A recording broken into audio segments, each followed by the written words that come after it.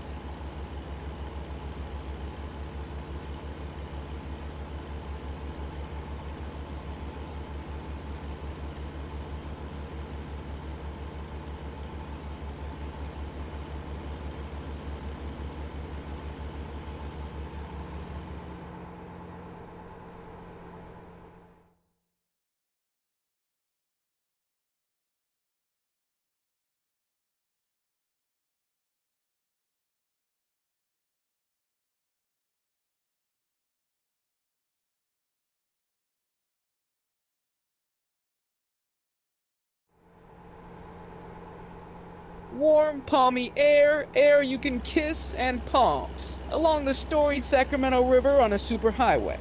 Into the hills again, up, down, and suddenly the vast expanse of bay. It was just before dawn, with the sleepy lights of Frisco festooned across. Over the Oakland Bay Bridge, I slept soundly for the first time since Denver, so that I was rudely jolted in the bus station at Market and forth into the memory of the fact that I was 3,200 miles from my aunt's house in Paterson, New Jersey. I wandered out like a haggard ghost, and there she was, Frisco, long tortuous, white bleak streets with trolley wires all shrouded in fog and whiteness. I stumbled around a few blocks. Weird bums, Mission and Third, asked me for dimes in the dawn. I heard music somewhere. Boy, am I going to dig all this later, but now I've got to find Remy Boncoeur. Mill City, where Remy lived, was a collection of shacks in a valley. Housing project shacks built for Navy Yard workers during the war. It was in a canyon and a deep one, treed profusely on all slopes. There were special stores and barber shops and tailor shops for the people of the project. It was, so they say, the only community in America where whites and Negroes lived together voluntarily. And that was so wild and joyous a place I've never seen since. On the door of Remy's shack was the note he had pinned up there 3 weeks ago. Sal Paradise in huge letters printed. If nobody's home, climb in through the window. Signed, Remy Boncoeur. The note was weather-beaten and gray by now. I climbed in, and there he was, sleeping with his girl, Leanne, on a bed he stole from a merchant ship, as he told me later. Imagine the deck engineer of a merchant ship sneaking over the side in the middle of the night with a bed, and heaving and straining at the oars to shore. This barely explains Remy Boncoeur. The reason I'm going into everything that happened in San Fran is because it ties up with everything else all the way down the line. Remy Boncoeur and I met at prep school years ago, but the thing that really linked us together was my former wife. Remy found her first. He came into my dorm room one night and said, "Paradise, get up, the old maestro has come to see you." I got up and dropped some pennies on the floor when I put my pants on. It was 4 in the afternoon. I used to sleep all the time in college. All right, don't drop your gold all over the place. I have found the gonest little girl in the world, and I am going straight to the lion's den with her tonight.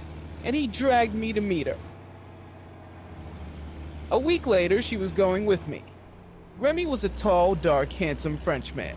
He looked like a kind of Marseille black marketeer of 20. Because he was French, he had to talk in jazz American. His English was perfect, his French was perfect. He liked to dress sharp, slightly on the collegiate side, and go out with fancy blondes and spend a lot of money. It's not that he ever blamed me for taking off with his girl. It was only a point that always tied us together. That guy was loyal to me and had real affection for me, and God knows why.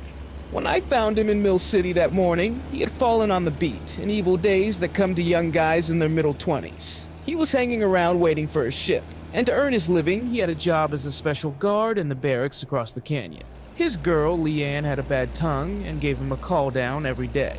They spent all week saving pennies and went out Saturdays to spend $50 in 3 hours. Remy wore shorts around the shack with a crazy army cap on his head. Leanne went around with her hair up in pin curls. Thus attired, they yelled at each other all week. One never saw so many snarls in all my born days. But on Saturday night, smiling graciously at each other, they took off like a pair of successful Hollywood characters and went on the town. Remy woke up and saw me come in the window. His great laugh, one of the greatest laughs in the world, dinned in my ear. Ah, Paradise. He comes in through the window, he follows instructions to a T. Where have you been? You're 2 weeks late. He slapped me on the back, he punched Leanne in the ribs. He leaned on the wall and laughed and cried. He pounded the table so you could hear it everywhere in Mill City. And that great long "ah" resounded around the canyon. "Paradise, there was a bull inside the forest," he screamed. "The one and only indispensable Paradise!" I had just come through the little fishing village of Sausalito, and the first thing I said was, "There must be a lot of Italians in Sausalito." "There must be a lot of Italians in Sausalito," he shouted at the top of his lungs. "Ah!" He pounded himself, he fell on the bed, he almost rolled on the floor. Did you hear what Paradise said? There must be a lot of Italians in Sausalito. Ah! Ha! Who? Wow! We'll... He got red as a beet, laughing. "Oh, you slay me, Paradise. You're the funniest man in the world. And here you are. You finally got here. He came in through the window. You saw him, Leanne. He followed instructions and came in through the window. Ah, who? The strange thing was that next door to Remy lived a Negro called Mr. Snow, whose laugh, I swear on the Bible, was positively and finally the one greatest laugh in all this world. This Mr. Snow began his laugh from the supper table when his old wife said something casual. He got up, apparently choking, leaned on the wall, looked up to heaven, and started. He staggered through the door, leaning on neighbors' walls. He was drunk with it. He reeled throughout Mill City in the shadows, raising his whooping triumphant call to the demon god that must have prodded him to do it. I don't know if he ever finished supper. There's a possibility that Remy, without knowing it, was picking up from this amazing man, Mr. Snow. And though Remy was having work-life problems and bad love life with a sharp-tongued woman, he at least had learned to laugh almost better than anyone in the world. And I saw the fun we were going to have in Frisco. The pitch was this. Remy slept with Leanne in the bed across the room, and I slept in the cot by the window. I was not to touch Leanne. Remy at once made a speech concerning this. I don't want to find you two playing around when you think I'm not looking. You can't teach the old maestro a new tune. This is an original saying of mine. I looked at Leanne. She was a fetching hunk, a honey-colored creature, but there was hate in her eyes for both of us. Her ambition was to marry a rich man. She came from a small town in Oregon. She rued the day she ever took up with Remy. On one of his big show-off weekends, he spent $100 on her, and she thought she'd found an heir. Instead, she was hung up in this shack, and for lack of anything else, she had to stay there. She had a job in Frisco. She had to take the Greyhound bus at the crossroads and go in every day. She never forgave Remy for it. I was to stay in the shack and write a shining original story for a Hollywood studio. Remy was going to fly down in a stratosphere liner with his harp under his arm and make us all rich. Leanne was to go with him. He was going to introduce her to his buddy's father, who was a famous director and an intimate of W.C. Fields. So the first week I stayed in the shack in Mill City, writing furiously at some gloomy tale about New York that I thought would satisfy a Hollywood director. And the trouble with it was that it was too sad. Remy could barely read it, and so we just carried it down to Hollywood a few weeks later. Leanne was too bored and hated us too much to bother reading it. I spent countless rainy hours drinking coffee and scribbling. Finally, I told Remy it wouldn't do. I wanted a job. I had to depend on them for cigarettes. A shadow of disappointment crossed Remy's brow. He was always being disappointed about the funniest things. He had a heart of gold. He arranged to get me the same kind of job he had as a guard in the barracks. I went through the necessary routine, and to my surprise, the bastards hired me. I was sworn in by the local police chief, given a badge, a club, and now I was a special policeman. I wondered what Dean and Carlo and old Bull Lee would say about this. I had to have navy blue trousers to go with my black jacket and cop cap. For the first 2 weeks, I had to wear Remy's trousers. Since he was so tall and had a potbelly from eating voracious meals out of boredom, I went flapping around like Charlie Chaplin to my first night of work. Remy gave me a flashlight and his .32 automatic. "Where'd you get this gun?" I asked. "On my way to the coast last summer, I jumped off the train at North Platte, Nebraska, to stretch my legs, and what did I see in the window but this unique little gun, which I promptly bought and barely made the train. And I tried to tell him what North Platte meant to me, buy me the whiskey with the boys, and he slapped me on the back and said I was the funniest man in the world. With the flashlight to illuminate my way, I climbed the steep walls of the South Canyon. Got up on the highway streaming with cars Frisco bound in the night, scrambled down the other side, almost falling, and came to the bottom of a ravine where a little farmhouse stood near a creek and where every blessed night the same dog barked at me. Then it was a fast walk along a silvery dusty road beneath inky trees of California. I rode like in the Mark of Zorro, and I rode like all the roads you see in Western B movies. I used to take out my gun and play cowboys in the dark. Then I climbed another hill, and there were the barracks. These barracks were for the temporary quartering of overseas construction workers. The men who came through stayed there, waiting for their ship. Most of them were bound for Okinawa. Most of them were running vertical bar away from something, usually the law. There were tough 9 groups from Alabama, shifty men from New York, all kinds J from all over. And knowing full well how horrible it would be to work a full year in Okinawa, they drank. The job of the special guards was to see that they didn't tear the barracks down. We had our headquarters in the main building, just a wooden contraption with panel-walled offices. Here at a roll-top desk, we sat around shifting our guns off our hips and yawning. and the old cops told stories. It was a horrible crew of men with cop souls, all except Remy and myself. Remy was only trying to make a living, and so was I. But these men wanted to make arrests and compliments from the chief of police in town. They even said that if you didn't make at least one a month, you'd be fired. Nuts gulped at the prospect of making an arrest. What actually happened was that I was as drunk as anybody in the barracks, the night all hell broke loose. This was a night when the schedule was so arranged that one was all alone for 6 hours, the only cop on the grounds, and everybody in the barracks seemed to have gotten drunk that off a night. It was because their ship was leaving in the morning. They drank like seamen the night before the anchor goes up. I sat in the office with my feet on the desk, reading blue book adventures about Oregon and the North Country, when suddenly I realized there was a great hum of activity in the usually quiet night. I went out.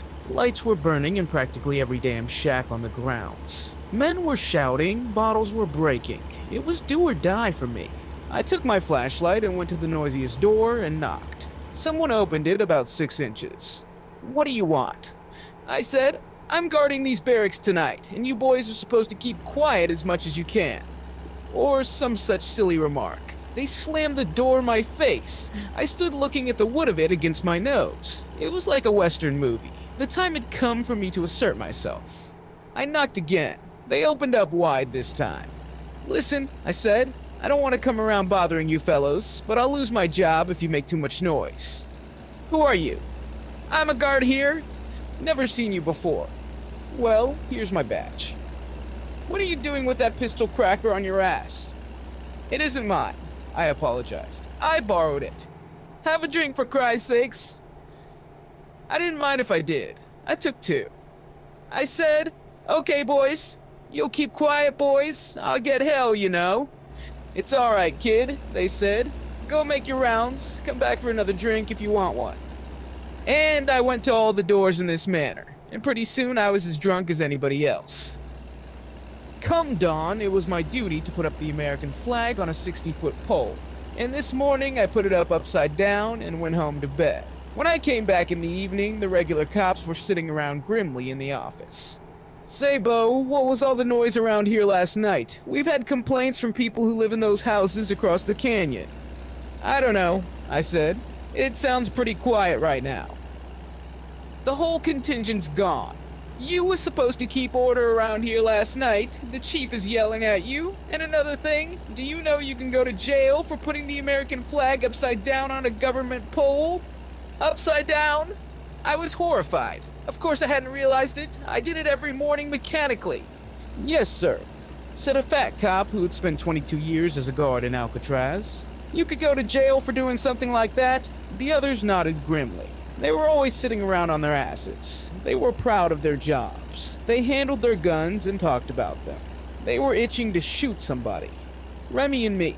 The cop who had been an Alcatraz guard was pot-bellied and about 60, retired but unable to keep away from the atmospheres that had nourished his dry soul all his life.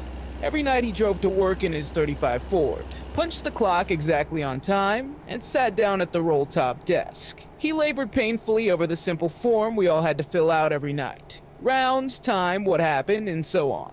Then he leaned back and told stories. "You should have been here about 2 months ago when me and Sledge." That was another cop, a youngster who wanted to be a Texas Ranger, and had to be satisfied with his present lot. "Arrested a drunken barrack G boy, you should have seen the blood fly. I'll take you over there tonight and show you the stains on the wall." We had him bouncing from one wall to another. First Sledge hit him, and then me, and then he subsided and went quietly. "That fellow swore to kill us when he got out of jail. Got 30 days. Here it is 60 days and he ain't showed up." And this was the big point of the story. They'd put such a fear in him that he was too yellow to come back and try to kill them. The old cop went on, sweetly reminiscing about the horrors of Alcatraz. "We used to march him like an army platoon to breakfast. Wasn't one man out of step. Everything went like clockwork. You should have seen it. I was a guard there for 22 years. Never had any trouble. Those boys knew we meant business. A lot of fellows get soft guarding prisoners, and they're the ones that usually get in trouble. Now from what I've been observing about you, you seem to me a little bit too lenient with the men." He raised his pipe and looked at me sharp. "They take advantage of that, you know." "I knew that." I told him I wasn't cut out to be a cop. Yes, but that's the job that you applied for. Now you gotta make up your mind one way or the other, or you'll never get anywhere. It's your duty. You're sworn in. You can't compromise with things like this. Law and order's gotta be kept. I didn't know what to say. He was right, but all I wanted to do was sneak out into the night and disappear somewhere, and go and find out what everybody was doing all over the country. The other cop, Sledge, was tall, muscular, with a black-haired crew cut and a nervous twitch in his neck, like a boxer who's always punching one fist into another. He rigged himself out like a Texas Ranger of old. He wore a revolver down low, with ammunition belt, and carried a small quirt of some kind, and pieces of leather hanging everywhere like a walking torture chamber. Shiny shoes, low-hanging jacket, cocky hat, everything but boots. He was always showing me holds, reaching down under my crotch and lifting me up nimbly. In point of strength, I could have thrown him clear to the ceiling with the same hold, and I knew it well, but I never let him know for fear he'd want a wrestling match. A wrestling match with a guy like that would end up in shooting. I'm sure he was a better shot. I'd never had a gun in my life. It scared me even to load one. He desperately wanted to make arrests. One night we were alone on duty, and he came back red-faced mad. I told some boys in there to keep quiet, and they're still making noise. I told them twice. I always give a man 2 chances, not 3. You come with me and I'm going back there and arrest them. Well, let me give them a 3rd chance, I said. I'll talk to them. No, sir, I never gave a man more than 2 chances. I sighed. Here we go. We went to the offending room, and Sledge opened the door and told everybody to file out. It was embarrassing. Every single one of us was blushing. This is the story of America. Everybody's doing what they think they're supposed to do. So what if a bunch of men talk in loud voices and drink the night? But Sledge wanted to prove something. He made sure to bring me along in case they jumped him.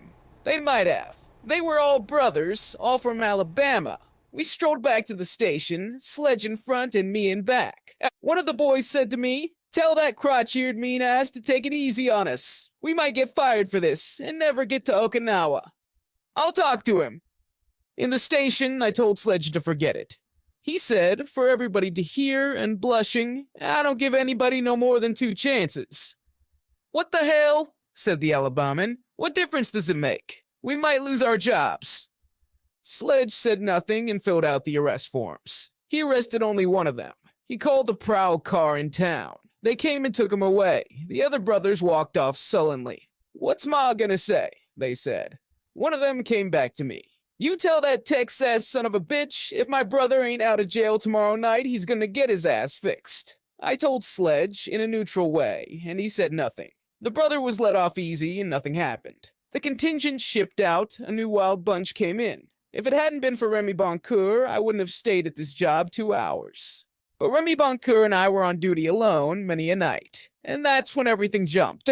We made our first round of the evening in a leisurely way, Remy trying all the doors to see if they were locked and hoping to find one unlocked. He'd say, for years I've an idea to develop a dog into a super thief, who'd go into these guys' rooms and take dollars out of their pockets. I'd train him to take nothing but green money. I'd make him smell it all day long. If there was any humanly possible way, I'd train him to take only 20s. Remy was full of mad schemes. He talked about that dog for weeks. Only once he found an unlocked door. I didn't like the idea, so I sauntered on down the hall. Remy stealthily opened it up. He came face to face with the barracks supervisor. Remy hated that man's face. He asked me, "What's the name of that Russian author you're always talking about?" The one who put the newspapers in his shoe and walked around in a stovepipe hat he found in a garbage pail. This was an exaggeration of what I'd told Remy of Dostoevsky. That's it, Dostoevsky. A man with a face like that supervisor can only have one name. It's Dostoevsky. The only unlocked door he ever found belonged to Dostoevsky. D was asleep when he heard someone fiddling with his doorknob. He got up in his pajamas. He came to the door looking twice as ugly as usual. When Remy opened it, he saw a haggard face suppurated with hatred and dull fury. What is the meaning of this?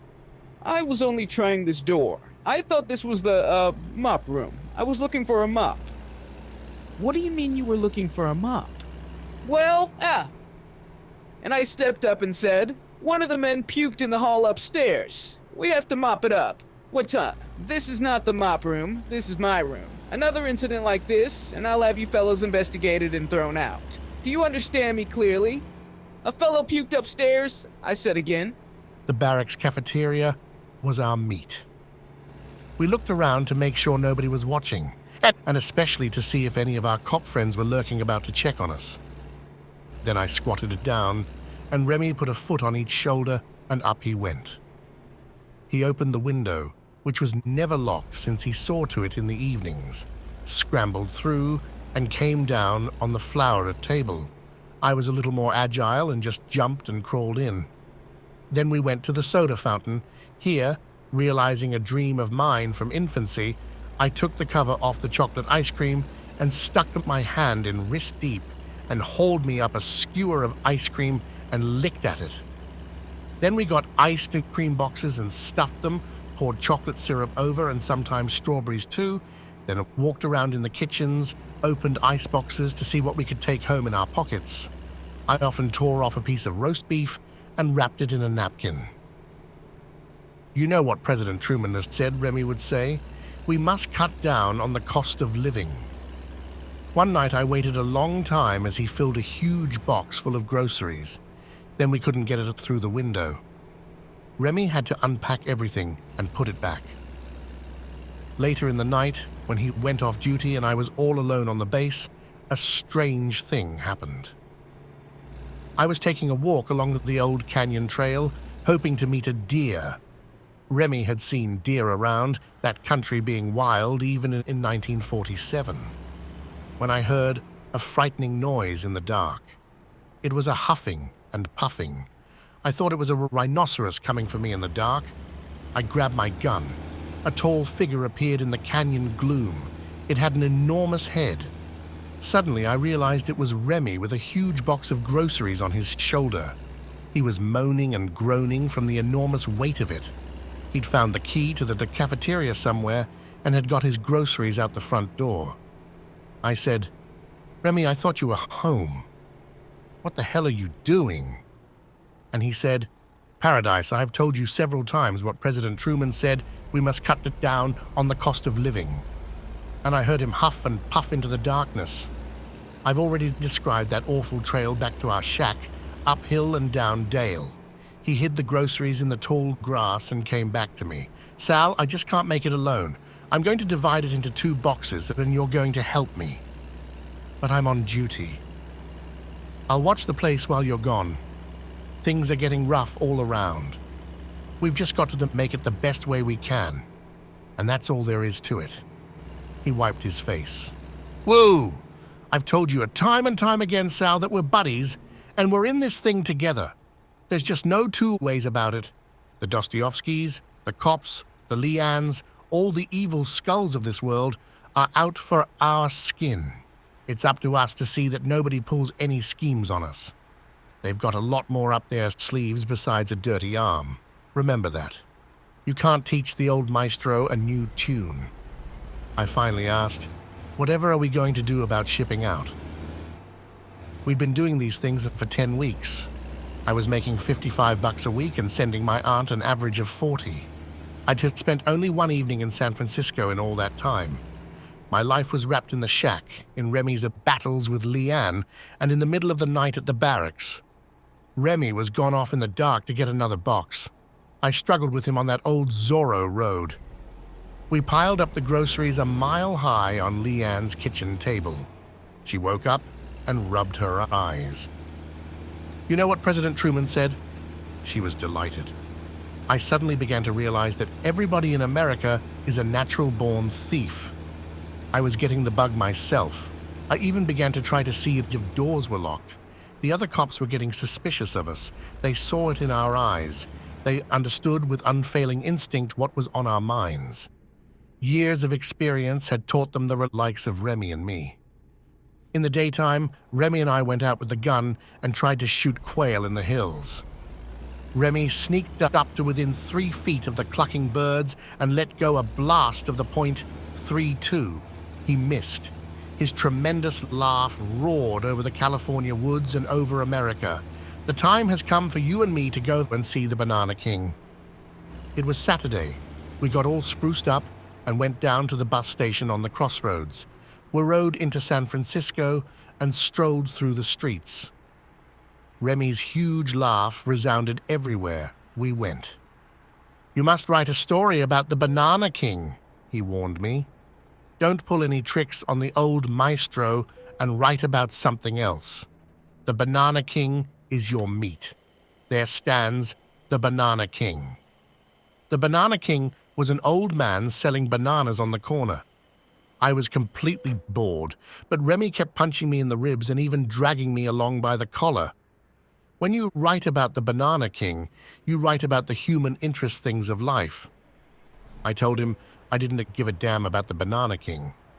"Until you learn to realize the importance of the Banana King, you will know absolutely nothing about the human interest things of the world," said Remy emphatically.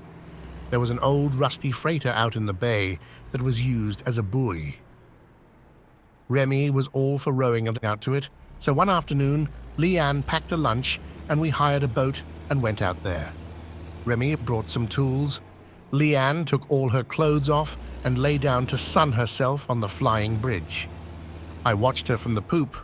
Remy went clear down to the boiler rooms below, where rats scurried around and began hammering and banging away for copper lining that wasn't there. I sat in the dilapidated officer's mess. It was an old ship and had been beautifully appointed, with scrollwork in the wood and built-in sea chests. This was the ghost of the San Francisco of Jack. London. I dreamed at the sunny mess board. Rats ran in the pantry. Once upon a time, there'd been a blue-eyed sea captain dining in here. I joined Remy in the bowels below. He yanked at everything loose. Not a thing. I thought there'd be copper. I thought there'd be at least an old wrench or two. This ship's been stripped by a bunch of thieves. It had been standing in the bay for years. The copper had been stolen by a hand that was at a hand no more. I said to Remy, "I'd love to sleep in this old ship some night when the fog comes in and the thing creaks and you hear the big B.O. of the buoys." Remy was astounded. His admiration for me doubled. "Sal, I'll pay you $5 if you have the nerve to do that. Don't you realize this thing may be haunted by the ghosts of old sea captains? I'll not only pay you $5, I'll row you out and pack you a lunch and lend you blankets and candle." "Agreed," I said. Remy ran to tell Leanne. I wanted to jump down from a mast and land right in her, but I kept my promise to Remy. I averted my eyes from her. Meanwhile, I began going to Frisco more often. I tried everything in the books to make a girl. I even spent a whole night with a girl on a park bench till dawn, without success. She was a blonde from Minnesota. There were plenty of queers. Several times I went to San Fran with my gun, and when a queer approached me in a bar, John, I took out the gun and said, "Hey? Hey? What's that you say?" He bolted. I've never understood why I did that. I knew queers all over the country. It was just the loneliness of San Francisco and the fact that I had a gun. I had to show it to someone. I walked by a jewelry store and had the sudden impulse to shoot up the window, take out the finest rings and bracelets, and run to give them to Leanne. Then we could flee to Nevada together. That a time was coming for me to leave Frisco or I'd go crazy. I wrote long letters to Dean and Carlo, who were now at Old Bull's shack in the Texas Bayou. They said they were ready to come join me in San Fran as soon as this and that was ready. Meanwhile, everything began to collapse with Remy and Leanne and me. The September rains came, and with them harangues. Remy had flown down to Hollywood with her, taking my sad, silly movie original, and nothing had happened. The famous director was drunk and paid no attention to them. They hung around his Malibu beach cottage. They started fighting in front of other guests, and they flew back. The final topper was the racetrack. Remy saved all his money, about $100, spruced me up in some of his clothes, put Leanne on his arm, and off we went to Golden Gate Racetrack near Richmond across the bay. To show you what a heart that guy had, he put half of our stolen groceries in a tremendous brown paper bag and took them to a poor widow he knew in Richmond in a housing project much like our own, wash flapping in the California sun. We went with him. We were sad, ragged children. The woman thanked Remy. She was the sister of some seaman he vaguely knew. "Think nothing of it, Mrs. Carter," said Remy in his most elegant and polite tones. "There's plenty more where that came from." We proceeded to the racetrack. He made incredible $20 bets to win, and before the 7th race, he was broke. With our last 2 food dollars, he placed still another bet and lost. We had to hitchhike back to San Francisco. I was on the road again. A gentleman gave us a ride in his snazzy car. I sat up front with him. Remy was trying to put a story down that he'd lost his wallet in back of the grandstand at the track. "The truth is," I said, "we lost all our money on the races, and to forestall any more hitching from racetracks, from now on, we go to a bookie, hey, Remy?" Remy blushed all over. The man finally admitted he was an official of the Golden Gate track. He let us off at the elegant Palace Hotel. We watched him disappear among the chandeliers, his pockets full of money, his head held high. "Wah! Whoo!" howled Remy in the evening streets of Frisco. "Paradise rides with the man who runs the racetrack and swears he's switching to bookies. Leanne, Leanne!" He punched and mauled her. Positively the funniest man in the world. There must be a lot of Italians in Sausalito. "Ah, how!" He wrapped himself around a pole to laugh. That night it started raining as Leanne gave dirty looks to both of us. Not a cent left in the house. The rain drummed on the roof. "It's going to last for a week," said Remy. He had taken off his beautiful suit. He was back in his miserable shorts, an army cap and t-shirt. His great brown, sad eyes stared at the planks of the floor. The gun lay on the table. We could hear Mr. Snow laughing his head off across the rainy night somewhere. "I get so sick and tired of that son of a bitch," snapped Leanne. She was on the go to start a trouble. She began needling Remy. He was busy going through his little black book, in which were the names of people, mostly seamen, who owed him money. Beside their names, he wrote curses in red ink. I dreaded the day I'd ever find my way into that book. Lately, I'd been sending so much money to my aunt that I only bought $4 or $5 worth of groceries a week. In keeping with what the President Truman said, I added a few more dollars worth. But Remy felt it wasn't my proper share, so he'd taken to hanging the grocery slips, the long ribbon slips with itemized prices, on the wall of the bathroom for me to see and understand. Leanne was convinced Remy was hiding money from her, and that I was too, for that matter. She threatened to leave him. Remy curled his lip. "Where do you think you'll go?" "Jimmy." "Jimmy? A cashier at the racetrack? Do you hear that, Sal? Leanne is going to go and put the latch on a cashier at the racetrack. Be sure and bring your broom, dear. The horses are going to eat a lot of oats this week with my $100 bill." Things grew to worse proportions. The rain roared. Leanne originally lived in the place first, so she told Remy to pack up and get out. He started packing. I pictured myself all alone in this rainy shack with that untamed shrew. I tried to intervene. Remy pushed Leanne. She made a jump for the gun. Remy gave me the gun and told me to hide it. There was a clip of 8 shells in it. Leanne began screaming, and finally she put on her raincoat and went out in the mud to find a cop. And what a cop, if it wasn't our old friend Alcatraz. Luckily, he wasn't home. She came back all wet. I hid in my corner with my head between my knees. Gad, what was I doing 3,000 miles from home? Why had I come here? Where was my slow boat to China? "And another thing, you dirty man," yelled Leanne. "Tonight was the last time I'll ever make you your filthy brains and eggs and your filthy I-am curry, so you can fill your filthy belly and get fat and sassy right before my eyes." "It's all right," Remy just said quietly. "It's perfectly all right. When I took up with you, I didn't expect roses and moonshine, and I'm not surprised this day. I tried to do a few things for you.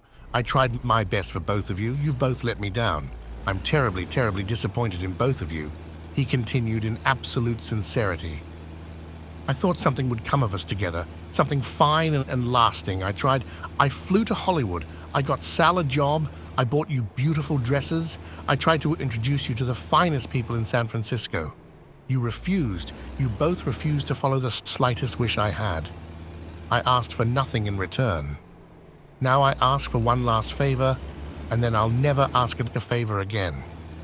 My stepfather is coming to San Francisco next Saturday night. All I ask is that you come with me and try to look as though everything is the way I've written him. In other words, you, Leanne, you are my girl, and you, Sal, you are my friend. I've arranged to borrow $100 for Saturday night.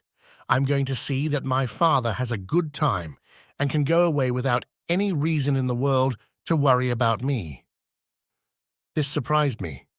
Remy's stepfather was a distinguished doctor who had practiced in Vienna, Paris, and London. I said, "You mean to tell me you're going to spend $100 on your stepfather? He's got more money than you'll ever have. You'll be in debt, man." "That's all right," said Remy quietly and with defeat in his voice. "I ask only one last thing of you, that you try at least to make things look all right and try to make a good impression. I love my stepfather and I respect him. He's coming with his young wife. We must show him every courtesy." There were times when Remy was really the most gentlemanly person in the world. Leanne was impressed and looked forward to meeting his stepfather. She thought he might be a catch if his son wasn't. Saturday night rolled around. I had already quit my job with the cops just before being fired for not making enough arrests. And this was going to be my last Saturday night. Remy and Leanne went to meet his stepfather at the hotel room first.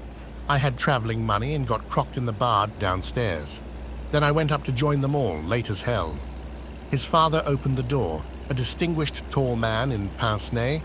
"Ah," I said on seeing him, "Monsieur Boncoeur, how are you? Je suis haut." I cried, which was intended to mean in French, "I am high, I have been drinking," but means absolutely nothing in French. The doctor was perplexed. I had already screwed up Remy. He blushed at me. We all went to a swank restaurant to eat, Alfred's in North Beach, where poor Remy spent a good $50 for the 5 of us, drinks and all. And now came the worst thing. Who should be sitting at the bar in Alfred's but my old friend Roland Major? He had just arrived from Denver and got a job on a San Francisco paper. He was crocked. He wasn't even shaved. He rushed over and slapped me on the back as I lifted a highball to my lips. He threw himself down on the booth beside Dr. Boncoeur and leaned over the man's soup to talk to me. Remy was red as a beet. "Won't you introduce your friend, Sal?" he said with a weak smile. "Roland Major of the San Francisco Argus," I tried to say with a straight face. Leanne was furious at me. Major began chatting in the monsieur's ear. "How do you like teaching high school French?" he yelled. "Pardon me, but I don't teach high school French." "Oh, I thought you taught high school French." He was being deliberately rude. I remembered the night he wouldn't let us have our party in Denver, but I forgave him. I forgave everybody. I gave up. I got drunk. I began talking moonshine and roses to the doctor's young wife. I drank so much I had to go to the men's room every 2 minutes, and to do so I had to hop over Dr. Boncoeur's lap. Everything was falling apart. My stay in San Francisco was coming to an end. Remy would never talk to me again. It was horrible because I really loved Remy, and I was one of the very few people in the world who knew what a genuine and grand fellow he was. It would take years for him to get over it. How disastrous all this was compared to what I'd written him from Patterson, planning my Red Line Route 6 across America. Here I was, at the end of America. No more land, and now there was nowhere to go but back. I determined at least to make my trip a circular one. I decided then and there to go to Hollywood and back through Texas to see my Bayou gang. Then the rest be damned. Major was thrown out of Alfred's. Dinner was over anyway, so I joined him. That is to say, Remy suggested it, and I went off with Major to drink. We sat at a table in the iron pot and Major said, "Sam, I don't like that fairy at the bar," in a loud voice. "Yeah, Jake," I said. "Sam," he said, "I think I'll get up and conk him." "No, Jake," I said, carrying on with the Hemingway imitation. "Just aim from here and see what happens." We ended up swaying on a street corner. In the morning, as Remy and Leanne slept, and as I looked with some sadness at the big pile of a wash Remy and I were scheduled to do in the Bendix machine in the shack in the back, which had always been such a joyous, sunny operation among the colored women, and with Mr. Snow laughing his head off, I decided to leave. I went out on the porch. "No, damn it," I said to myself, and I promised I wouldn't leave till I climbed that mountain. That was the big side of the canyon that led mysteriously to the Pacific Ocean, so I stayed another day. It was Sunday. A great heat wave descended. It was a beautiful day. The sun turned red at 3. I started up the mountain and got to the top at 4. All those lovely California cottonwoods and eucalypti brooded on all sides. Near the peak, there were no more trees, just rocks and grass. Cattle were grazing on the top of the coast. There was the Pacific, a few more foothills away, blue and vast, and with a great wall of white advancing from the legendary potato patch where Frisco fogs are born. Another hour and it would come streaming through the Golden Gate to shroud the romantic city in white, and a young man would hold his girl by the hand and climb slowly up a long white sidewalk with a bottle of Tokay in his pocket. That was Frisco, and beautiful the women standing in white doorways, waiting for their men, and Coit Tower, and the Embarcadero, and Market Street, and the 11 teeming hills. I spun around till I was dizzy. I thought I'd fall down as in a dream, clear off the precipice. Oh, where is the girl I love? I thought, and looked everywhere, as I had looked everywhere in the little world below. And before me was the great raw bulge and bulk of my American continent. Somewhere far across, gloomy, crazy New York was throwing up its cloud of dust and brown steam. There is something brown and holy about the East, and California is white like wash lines and empty-headed. At least that's what I thought then.